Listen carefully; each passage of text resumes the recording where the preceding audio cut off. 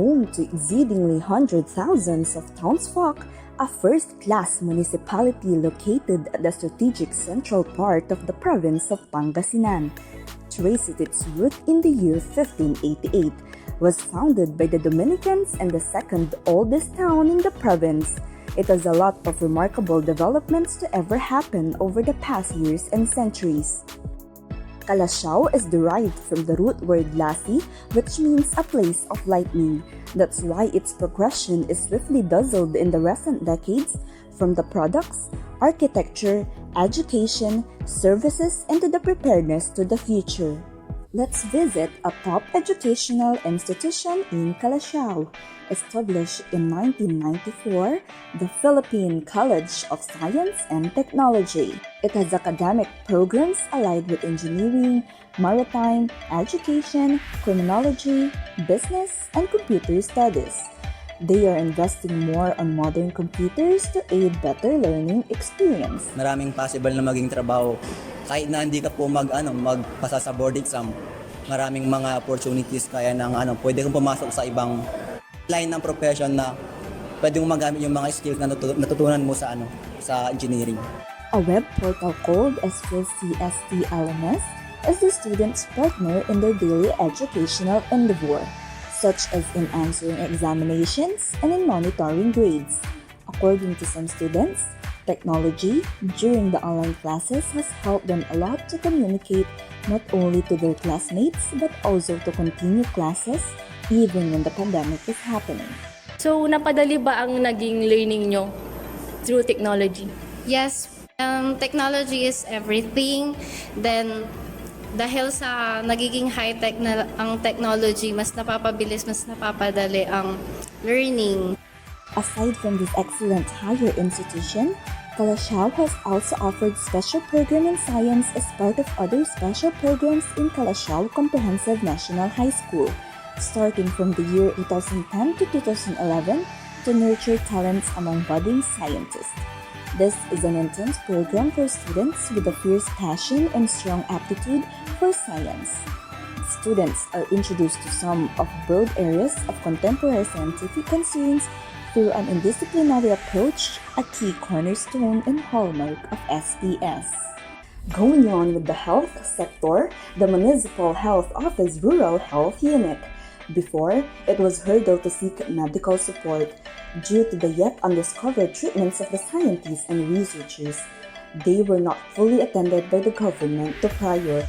Like sa sinabi mo nga, limitado ito. So, talagang nahihirapan tayo for that. So, we know that na lahat naman ng healthcare provider, ginagawa naman nila yung the best for our patient noon, kahit na alam naman natin na kulang tayo sa technology like the mga machine, which is ngayon high-tech na tayo, meron na tayong mga gen expert machine, which is noon lang tayo yung mga manual, wala pang machine. So yun yung mga difference noon at ngayon. As time goes by, the unit is equipped with innovative apparatus, gear, paraphernalia, plentiful supplies of medicines and vaccines, and different accessories for medical treatment. It has a spacious environment to sustain patients avail of, just like dental, pharmaceutical, diagnostics, and pediatric departments.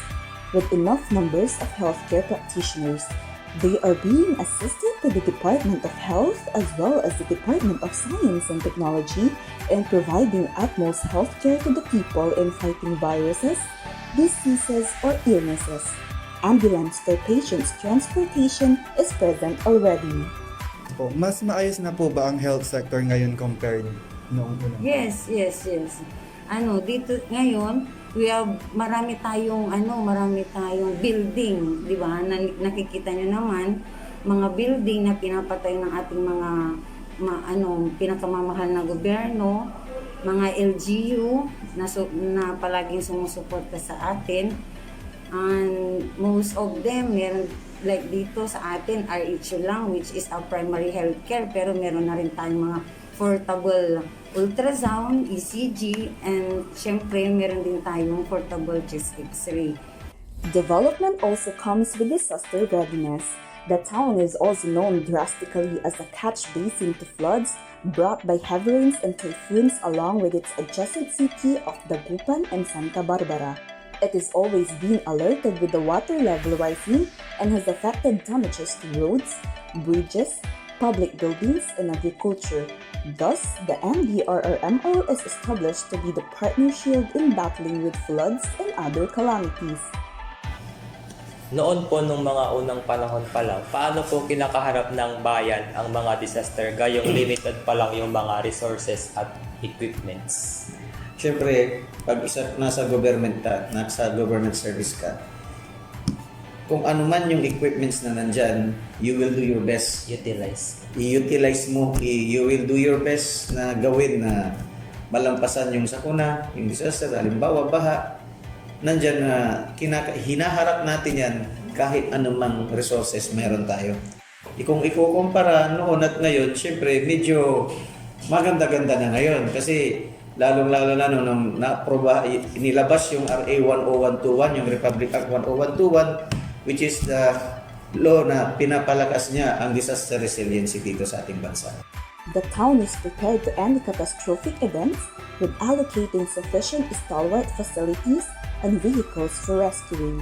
Non-stop information dissemination is also the program of this office, with the presence of social media accessible to any residents, and of course, physical trainings with knowledgeable officer to be prepared with any tragedy. Avoiding casualties is keenly important. Siyempre, malaking tulong ang mga equipments natin dahil lalong-lalo na sa pagbabaha. Kailangan natin dyan yung mga motorboats. So, mayroon kami dyan na pag kailangan mayroong ilikas na residente, halimbawa doon sa pinakamababang lugar, meron tayong magagamit. And hindi lang yan, yung sa technology na rin. For example, ito nga, yung example na yung Facebook, Messenger. So, sa Facebook pa lang, madali ka nang mag-announce eh. Tulad namin, mayroon kaming Facebook page, maraming nagpa-follow sa MDRRMO Calasiao. Lahat ng information, lahat ng mga emergency situations or mga warnings, nakikita na doon. Aside from nakiki-coordinate kami sa mga barangays. Next up, the product, in which we highlight what Calasiao is known for, the puto industry. It just holds a Guinness World Records of the largest rice cake photomosaic last 2018. The puto were bought from 30 local makers as the Calasiao government's way of giving back to a homegrown industry that had made this town famous. Through modern equipment and production, it produced about 300,000 small pieces of bite-sized rice cake to take its title. One of the contributors into this momentous event is the renowned Belias Puto sited in Barangay Dinalawan. Their production involves a series of quality processing with the assistance of the Department of Science and Technology and the Department of Trade and Industry that helped their business grow. Before, it was just a manual process with only the family members as the workers, and so resulting to a little output.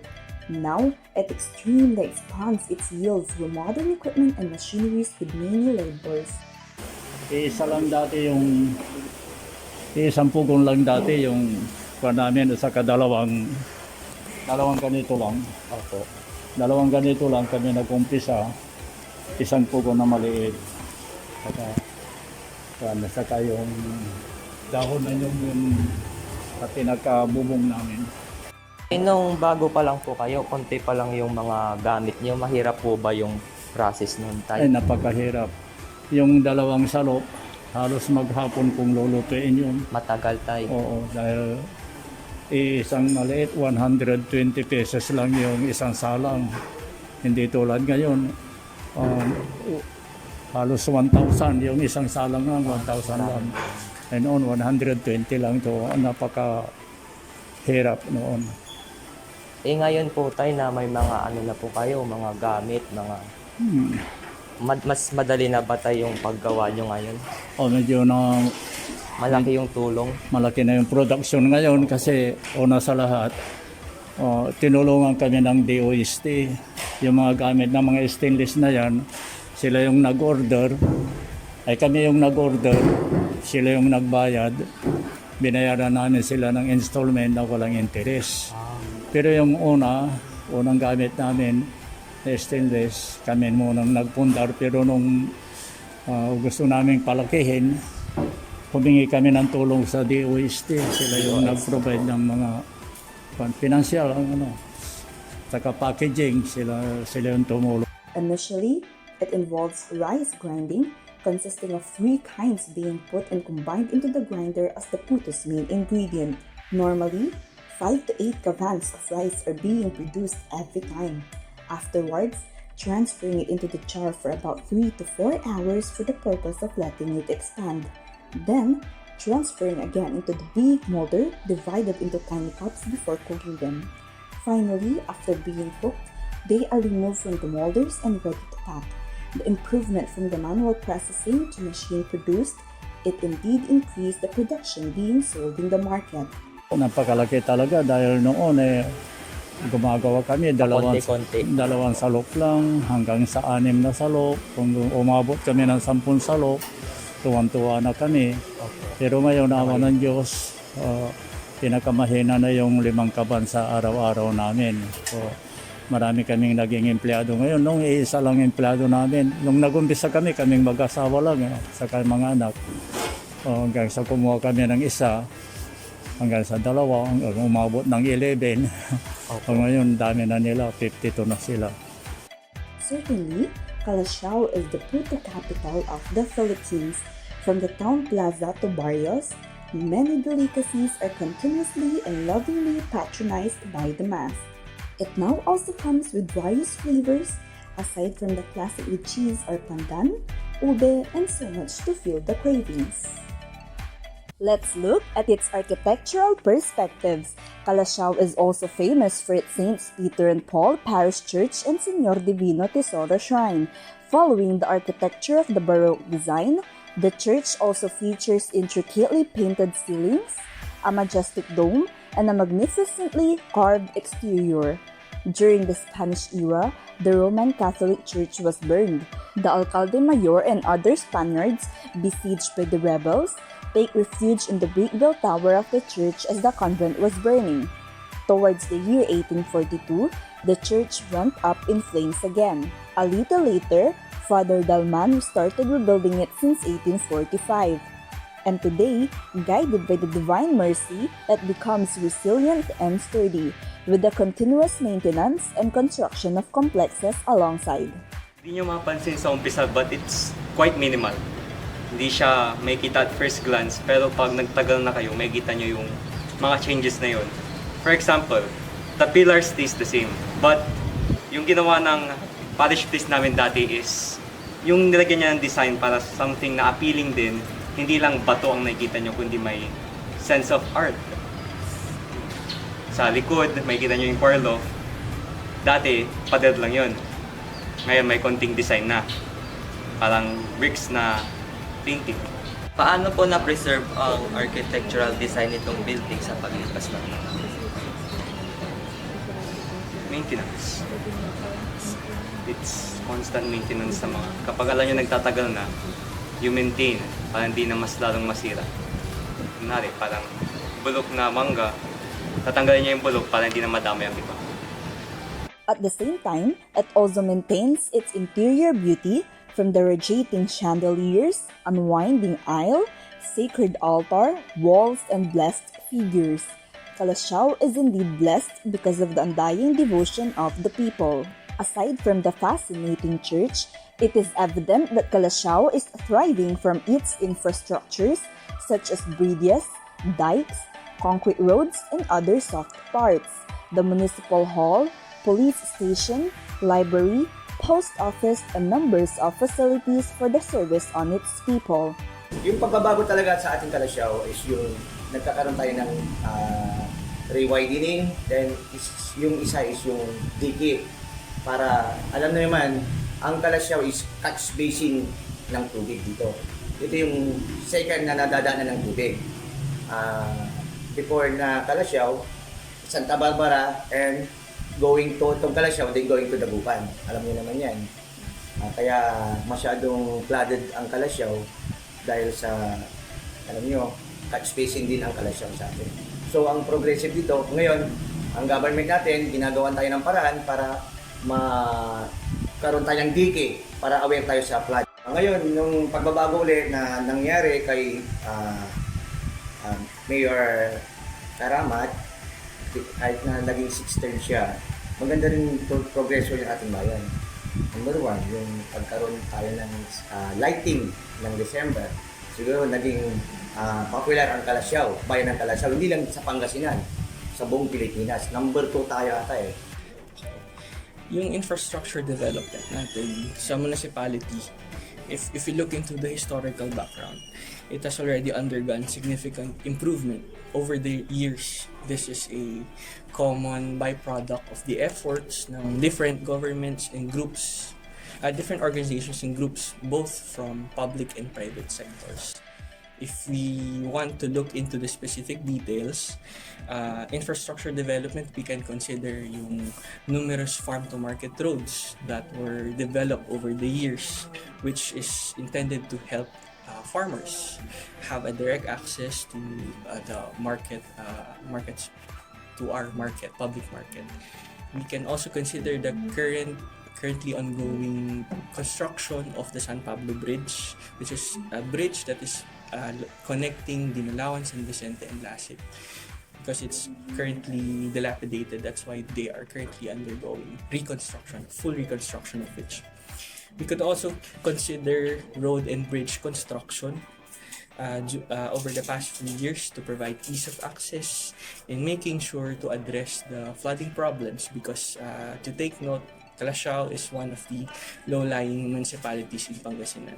That's why those types of projects were priorities. Due to its strategic location at the heart of Pangasinan, it is home to other agencies such as the Bureau of Internal Revenue, Philippine Statistics Authority, Land Bank, Regional Evacuation Center, and Commission on Audit, to name, serving not just to its locality but catering the needs of the rest of the province as well. So, ano naman po yung projects na naitulong ng government sa pagpapaunlad ng bayan ng Calasiao? For the programs and projects, technically, lahat naman ng programs and projects, the main goal is to cater to the community and eventually to establish growth and development in the community. Example again would be the roads and bridges construction. This ensures the mobility of the people within and around the community. It helps in making sure that not only locals but also the people living outside of our community are able to go within, around, and pass through the community of Calasiao. Dredging and slope protection of rivers. It's one of the very important infrastructure projects, because, as I said a while ago, Calasiao is a flood-prone area, and that is one of the challenges that we are usually facing. So it's one of the main important projects that is being implemented by the government, specifically by DPWH. And then lastly, we could also consider LGU facilities and physical assets such as the offices of MSWDO, or the Municipal Social Welfare and Development Office, health centers, barangay halls. These are all physical assets and facilities that help make sure that there are specific physical locations where services are rendered to the community more effectively and more efficiently. So, gaano po kabilis yung progress regarding dito sa tulong ng science and technology po? Kung gaano kabilis, just to have a background-based information, if you look into it, lahat naman ng progress and experience natin ay based on science and technology. It is a byproduct of what we know regarding the field. We have to always remember that the knowledge in science and technology is always parallel to the quality and the quantity of the byproducts that we are having in the daily processes. No? So, eventually, itong processes na to helps in the progress and development of the community. In terms of how fast, to answer your question, some specific answers would be, for example, because of the development in the information and telecommunications technology, our frontline offices such as the EEO, the Treasury, Assessor's Office, MCR, those offices which conducts daily transactions are able to expedite their processes because of the support of internet, because of the support of computers. That's why we are able to provide as fast as possible the documents being required or applied for by the clients.